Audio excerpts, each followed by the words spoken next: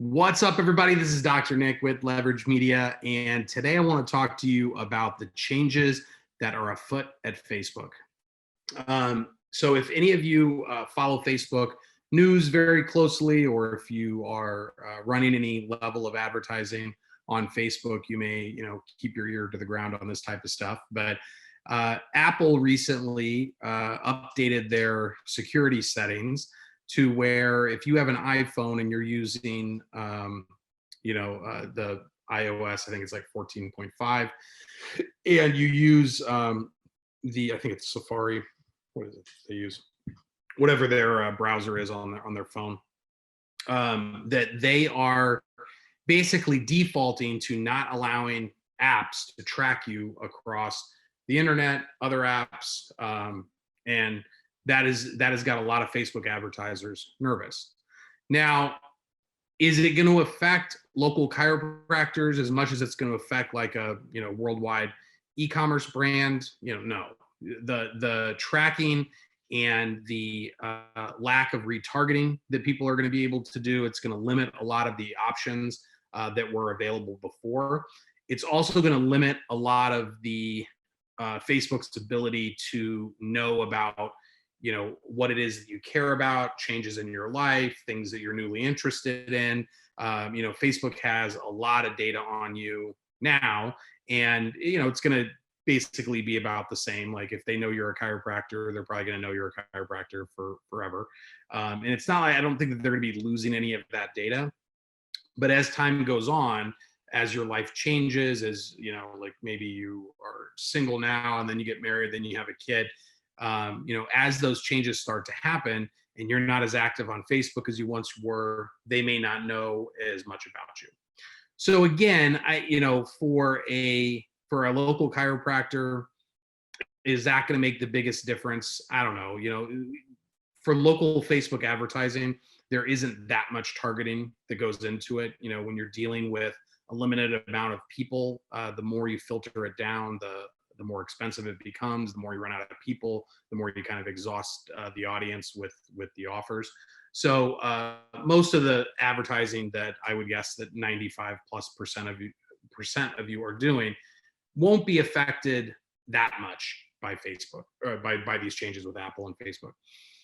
The problem is that Facebook is going to be affected in a big way, because the people that spend big money on Facebook ads, those people absolutely are going to be affected, and they're going to have to start spending their money elsewhere. One of the things that came out with the Apple update was that they were going to start doing advertising as well. So it's not some big altruistic activity that Apple's taking up to protect all of our security. So Amazon, for us, it doesn't really. Amazon's not that big of a target in terms of like where we're going to spend our money.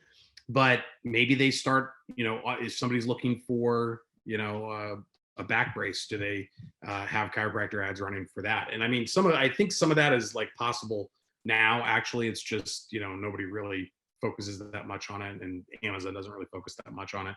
But as Apple builds theirs out, is that going to get eyeballs? Is that going to get traffic? Is that something that we're going to have to be paying attention to? So all of that is going to be coming at the expense of Facebook, and to a lesser extent Google.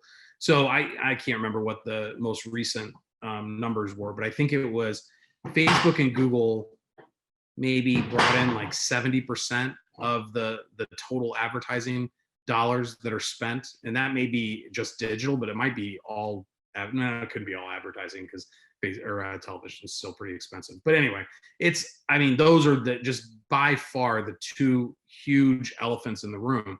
So anything that gets anything that happens, the chunk comes out of one or the other or both of those two. And with this particular change, Facebook is the one that I think is going to take the biggest hit. So what does that mean for you? Well, what it means is that as Facebook becomes, when the margins start getting squeezed on them, I think they're going to probably have to start raising prices for the people that continue to advertise. The ads, I mean, I think that the ads have become, you know, less effective over time, especially compared to like 3-4 years ago.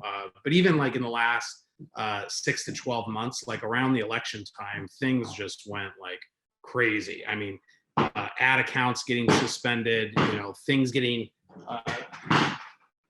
sorry, my dog has decided that it's time to eat her loud bone on the wood floors. So the, you know, around election time, it just got really crazy, and it seems like it's just gotten crazier and crazier. And if, you know, if any of your ad accounts have gotten turned off, if you've had to like verify your identification, they're just taking all of these security measures that that they never really used to do.